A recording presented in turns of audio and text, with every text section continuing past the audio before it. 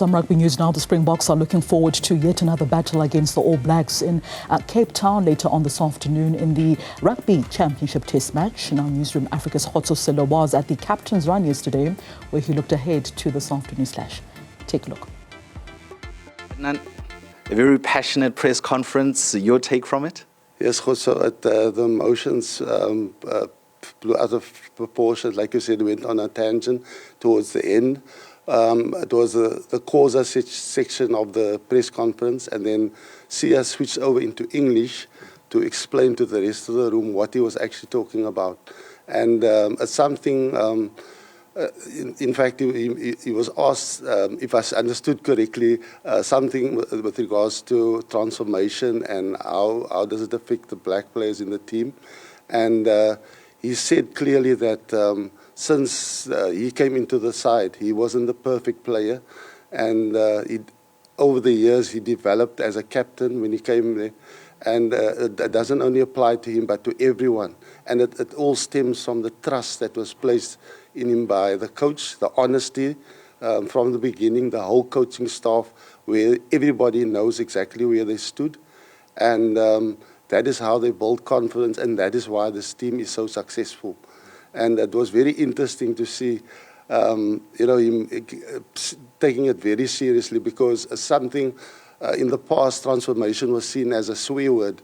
And when Rassie took over, he made it clear that was one of the priorities that needed to be rectified in South African rugby. When you look at the Springbok setup, in almost every single press conference, the word truth, the word transparency, the word, being frank, those are the words that keep popping up. And it looks like this could be the cornerstone of what the Springbok success is based on. Absolutely.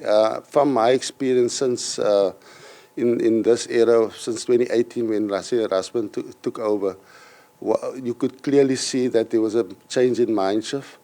He selected players that other coaches would not have selected previously. It is not only to do with color, also size. If one look at the wingers, we've got probably the smallest wingers in the world, but they're rated as the best in the world.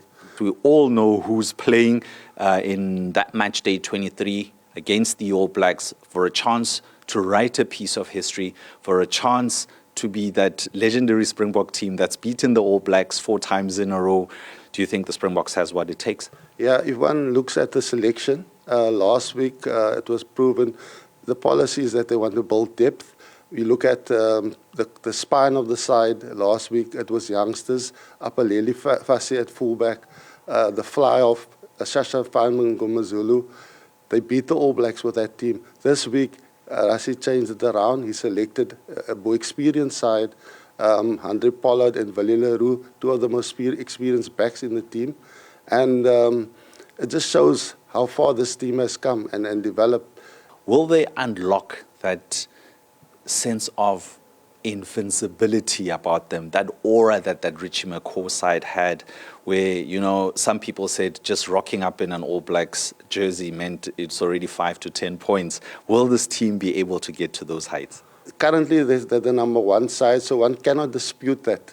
They're the best team on the planet at the moment. And also, as a coaching staff, they brought in new blood.